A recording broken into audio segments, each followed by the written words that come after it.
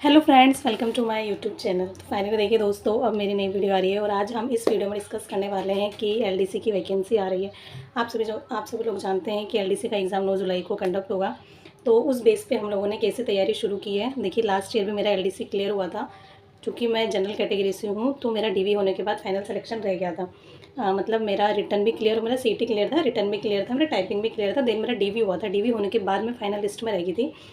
कुछ 5 या 6 नंबर का कुछ गैप था मेरी कट ऑफ से, क्योंकि आप सभी जानते हैं जनरल कैटेगरी से था मेरा, तो मेरा नहीं हो पाया था। लेकिन मैं आज इस वीडियो में डिस्कस करना चाहूँगी कि मैंने लास्ट ईयर एलडीसी के लिए क्या क्या पढ़ा था। देखिए दोस्तों, आप सभी लोग जानते हैं एलडीसी का जो बी पार्ट होता है वो पूरा इंग्लिश हिंदी कवर होता है। अगर आप चाहें ना, अगर आपकी जीके भी थोड़ी वीक है ना, तो अगर आप इंग्लिश हिंदी में स्कोर कर सकते हैं ना, तो आप लोग अपना एलडीसी वाला एग्जाम आराम से क्लियर कर सकते हैं। क्योंकि जो उसका सेकंड वाला पोर्शन है ना, वो इंग्लिश हिंदी बेस पर है, और जो फर्स्ट वाला पोर्शन है आप सभी लोग जानते हो, उसमें राजस्थान जीके है, करंट है, और अब जो इकोनॉमिक सर्वे है उसका वेटेज है।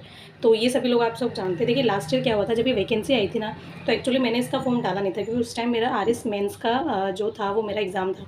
तो मेरा मूड तो नहीं था डालने का, पर घर वालों ने बोला कि फॉर्म तो डाल देना, देना नहीं देना तो वो तेरे ऊपर डिपेंड करता है। तो मैंने फॉर्म डाल दिया।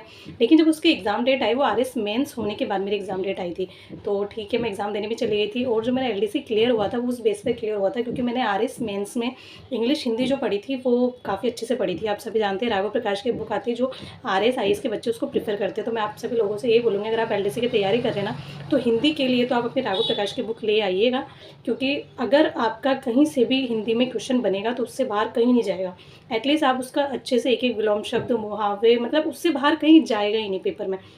क्योंकि मैंने देखा है, जब मैं एलडीसी का पेपर देने गई थी तो एक एक क्वेश्चन राघव प्रकाश में से छपे हुए थे। एटलीस्ट मतलब आप मान सकते हैं कि मतलब कोई सा भी एग्जाम दे लिया, अभी आपने एसआई का एग्जाम दिया, आप उसकी उसकी हिंदी उठा के देखिए, पूरे उसके क्वेश्चन मतलब राघव प्रकाश की बुक में से आए। मतलब राघव प्रकाश एक तरह से पूरा इंग्लिश हिंदी का सार है। मतलब एक तरह से आपको हिंदी का तो पूरा उसके अंदर मिल ही जाएगा, आपको कहीं भटकने की जरूरत नहीं। हिंदी के लिए सबसे बेस्ट बुक है राघव प्रकाश के लिए आइए।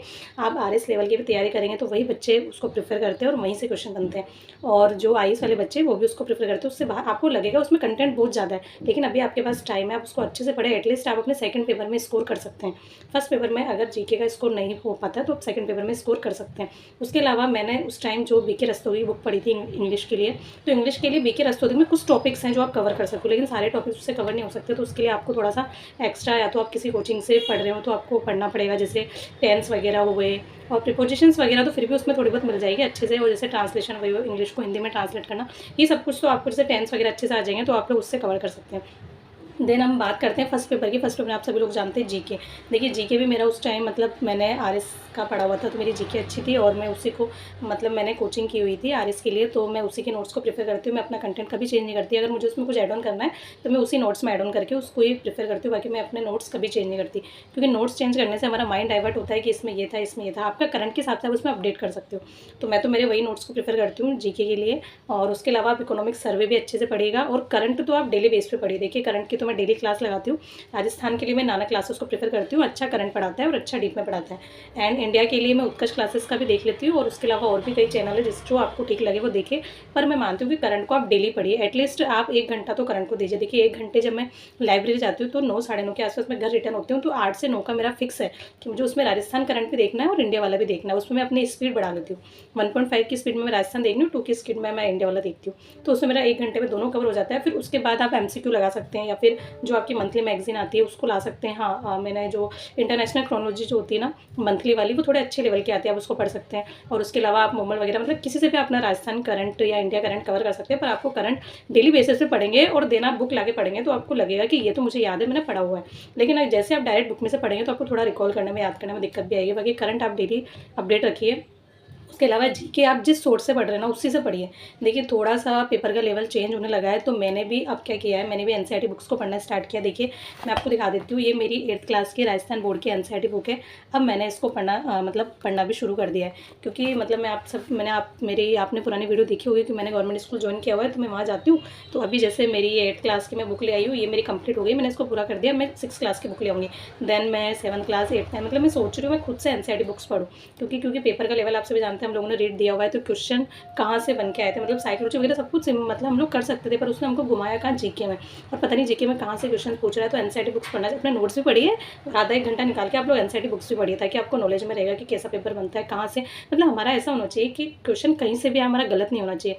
और अब मैंने रियलाइज़ किया है कि अब जो मेरे एग्जाम धीरे धीरे क्लियर हो रहे हैं वो इस बेस पे क्लियर हो रहे हैं कि मैं अटेम्प्ट उतना ही करती हूँ जितना मुझे आता है।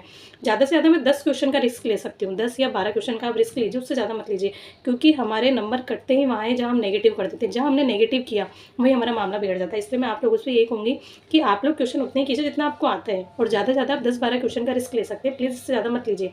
अगर आपके नेगेटिव कम होंगे तो आपके सिलेक्शन के चांस ज़्यादा बन जाएंगे। तो आज की वीडियो में आप लोगों से बस मैंने ये शेयर किया है, और अब मेरी नेक्स्ट वीडियो आएंगे कि मैंने एलडीसी की प्रिपरेशन कहाँ से कैसे क्या क्या स्टार्ट की। तो आज तो मैंने आपको थोड़ा सा बताया है कि हम लोग एलडीसी की तैयारी कैसे कर रहे हैं, मैंने क्या एनसीईआरटी बुक्स पढ़ना स्टार्ट किया, इंग्लिश हिंदी के लिए मैं क्या प्रेफर कर रही हूँ।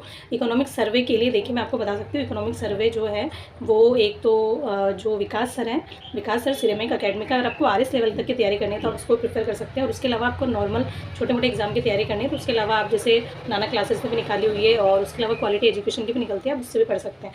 करंट के लिए मैंने आपको बता दिया है, और करंट के लिए आप मंथली मैगजीन भी पढ़ना स्टार्ट किए, पर डेली वीडियोज़ देखिए। आप लोग 1 घंटा निकाल के डेली वीडियोस देखिए, और इकोनॉमिक सर्वे वगैरह आप उससे कवर कर सकते हैं। और हाँ, मैथ्स के जो पेपर है वो आपको सॉल्व करने पड़ेंगे। मैथ्स के लिए थोड़ी बहुत साइंस भी आपको पढ़नी पड़ेगी इसके लिए। तो मैथ्स के लिए तो आप डेली मतलब कोई सा भी कोचिंग का टेस्ट हो, टेलीग्राम्स पे आपको काफ़ी पेपर्स मिल जाएंगे सॉल्व करने के लिए, वो निकाल लीजिए और उसको सॉल्व कीजिए एटलीस्ट आधा पौन घंटा। और इंग्लिश हिंदी के लिए तो मैंने आपको बोल दिया है, राघव प्रकाश से अगर कहीं भी बाहर क्वेश्चन चले जाता है तो उसकी गारंटी मैं ले सकती हूँ कि राघव प्रकाश तो आपको प्रेफर करना ही है। हिंदी के लिए तो सबसे बेस्ट बुक है। इंग्लिश के लिए बीके रस्तोगी आप पढ़ सकते हो, पर उसके अलावा आपको थोड़ा बहुत एक्स्ट्रा किसी कोचिंग के नोट्स वगैरह देखने पड़ेंगे। तो दोस्तों अब आज की वीडियो हम करते हैं यहीं पे खत्म, ज़्यादा वीडियो लंबी नहीं करेंगे, और जल्दी मिलेंगे हमारी नेक्स्ट वीडियो में। वीडियो आपको पसंद आती है तो उसको लाइक कीजिए, चैनल को सब्सक्राइब कीजिए, और हम लोग ऐसे ही मिलते रहेंगे। Bye bye.